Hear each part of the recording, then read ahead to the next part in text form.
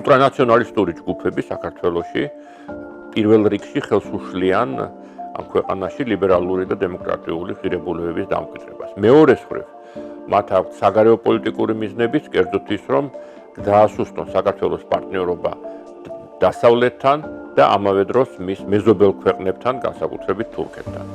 ისინი ხშირად არ აფიშირებენ ღიად პრორუსულ განწყობებს, მაგრამ ფაქტობრივად მათი ქმედებები იმეორებს რუსულ გზავნილებს და მათი მიზნები ემთხვევა რეგიონში რუსეთის პოლიტიკის მიზნებს.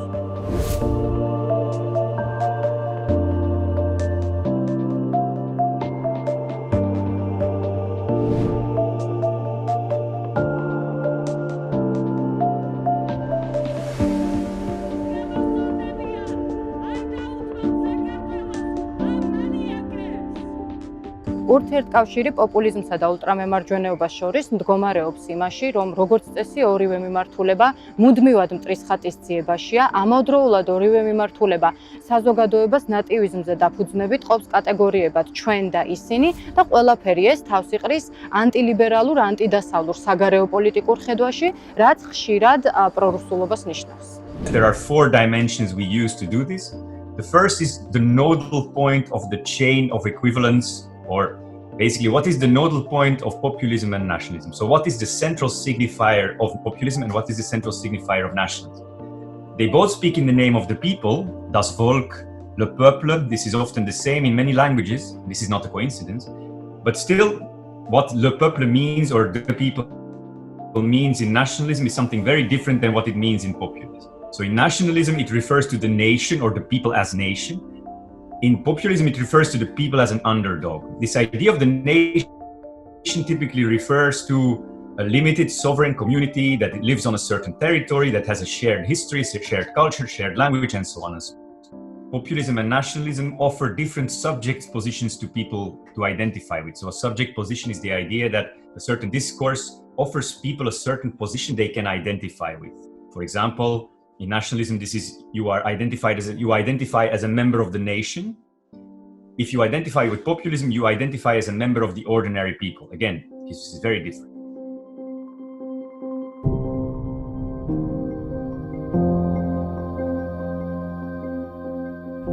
ნაციონალიზმი და ევროსკეპტიციზმი მნიშვნელოვნად კონტექსტია დამოკიდებული. მაგალითად, ევროკავშირის კონტექსტში ნაციონალიზმი მიიჩნევა, რომ როგორც წესი გულისხმობს ევროსკეპტიციზმს, ხოლო ქართულ კონტექსტში ეს სხვადასხვა არ არის. მაგალითად, თუ საქართველოს კონტექსტში აქტორი ნაციონალისტია, ის ავტომატურად არ არის ევროსკეპტიცი, შეიძლება საკმაოდ პროევროპელი იყოს, გამომდინარე იქიდან, რომ ესე ვთქვათ, საქართველოს სუვერენიტეტს რუსეთი უქმნის მნიშვნელოვან საფრთხეს, რაც ესე ვთქვათ, უბიძგებს ამ აქტორებს, რომ იყვნენ პროევროპელები. ზოგადად რომ ნაციონალიზმზე აღარ ვისაუბროთ, ანუ ეთნიკური ნაციონალიზმი, რომელიც სპეციფიური სახეა ნაციონალიზმის, საქართველოს კონტექსტში შეგვიძლია ვთქვათ, რომ საკმაოდ ევროსკეპტიკურია, რაც მნიშვნელოვნად განპირობებულია ღირებულებითი, ესე ვთქვათ, წინააღმდეგობით ეთნიკურ ნაციონალიზმსა და ევროპულ მისწრაფებებს შორის. ნაციონალიზმსა და ევროსკეპტიციზმის შორის არსებობს კავშირი. ნაციონალისტური ევროსკეპტიციზმი აკრიტიკებს ევროკავშირის პოლიტიკას და არა ევროკავშირს და ევროკავშირის პოლიტიკას დასაშვებად მიიჩნევენ მას შემდეგ, რაც ამ პოლიტიკას განსაზღვრავს კონსერვატიული და ნაციონალისტურად განწყობილი ჯგუფები. საქართველოში სულ 3 ულტრანაციონალისტური პარტია შეიძლება გამოყოთ, რომელთაც ერთხელ მაინც მიუღია დარჩენებში მონაწილეობა. ისინი გამოირჩევიან ევროსკეპტიციზმით, თუმცა მათ შორის არის განსხვავებები. პირველი, მაგალითად, პატრიოტ ალიასი გამოირჩევა სერბიაკის და ტაგარტის რბილი ევროსკეპტიციზმით, რაც გულისხმობს იმას, რომ ისინი არ უარყოფენ ევროპულ ინტეგრაციას, თუმცა არ არიან მომხრეები ევროპული კავშირის პოლიტიკით და ინსტიტუტებით. ხოლო რაც შეეხება ქართულ იდეას, ისინი კარგად თავსდებიან უფრო მეტად ვასლოპოლოს პირობითი ევროსკეპტიციზმის კატეგორიაში, რაც გულისხმობს იმას, რომ ისინი უარყოფენ ევროკავშირში პოლიტიკურ ინტეგრაციას, თუმცა არიან მომხრე ერთაშორის თანამშრომლობის. რაც შეეხება მესამეს ქართულ მარშს, ისინი გამოირჩევიან მყარი ევროსკეპტიციზმით, რაც გულისხმობს იმას, რომ ისინი აღმატებულ ხარისხში აყენებენ ევროპულ ცივილიზაციას, თუმცა წინააღმდეგი არიან ევროკავშირის მიერ წარმოებული პოლიტიკის, ლიბერალური პოლიტიკის. Here we find an interesting paradox. Now, of course, they are Eurosceptic in many ways. themselves. But Eurosceptic should be a better term, EU skeptic. So in the past, these parties often define themselves against their neighbors, against the European project. But I would argue that in recent years, the nationalist and far-right parties have discovered Europe. What I mean with it is they don't become big supporters of EU integration, and Brussels is still a code word for anti-European rhetoric. But they are rather trying to occupy or colonize the idea of Europe through their own understanding.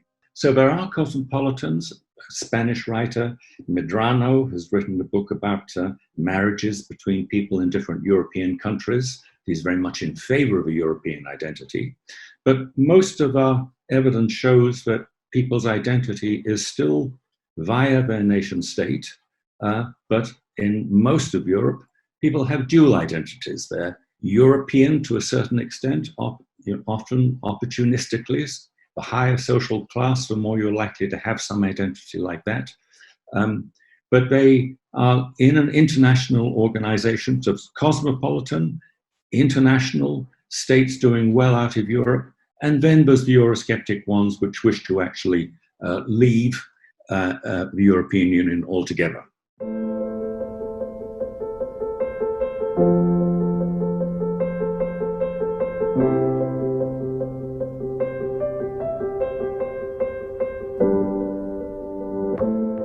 დომინანტ რელიგიურ ორგანიზაცია საქართველოს საპატრიარქოსა და პოპულისტურ ჯგუფებს შორის არის ბევრი თანხმედრა მათ ნარატივებსა და ქმედებებში. ისინი არის ანტილიბერალური, ქსენოფობიური, ჰომოფობიური, ისლამოფობიური, ეთნონაციონალისტური. გარდა ამისა, თანხმედრა არის მათ პრორუსულ ორიენტაციას განწყობებსა და სენტიმენტებში. ეს ჯგუფები ხშირად ერთმანეთს აძლიერებენ, ერთად ხვდებიან საჯარო სივრცეში და მხარს უჭერენ ერთმანეთის ადამიანის უფლებების წინააღმდეგ მიმართულ აქციებსა თუ ღონისძიებებს. Relationship of nationalism and religion is a very complicated one. Historically, there were periods when political communities such as tribes or city-states had their own god or gods. The worship of these deities practically equaled loyalty to the entire community. This pattern has been recreated in those modern contexts in which victorious nationalist movements managed to consolidate a national identity which involved association with a particular religious tradition. But this fusion of religion and nation is not inevitable.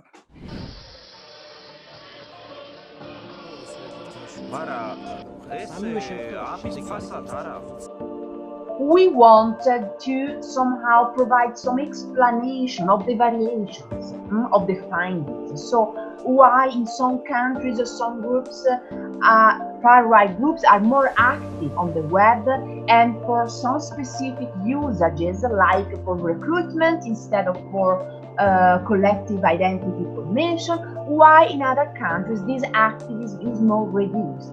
We try to reflect on this very important topic, socially, politically, but also normatively speaking, very important, because the web sphere has been always conceived from the very beginning as a sort of potential tool for democratization of politics in all around the world.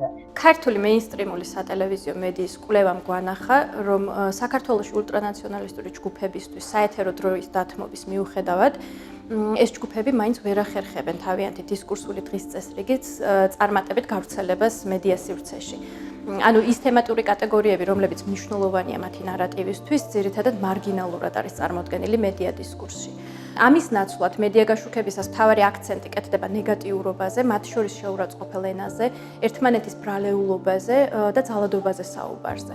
მეორეს მხრივ, მოვლენების გაშუქებისას ყველაზე მეტად მედიიდან მაინც ულტრანაციონალისტი აქტივისტების, მათი ლიდერების და ამასთანავე ეკლესიის წარმომადგენლების ხმა გვესმის.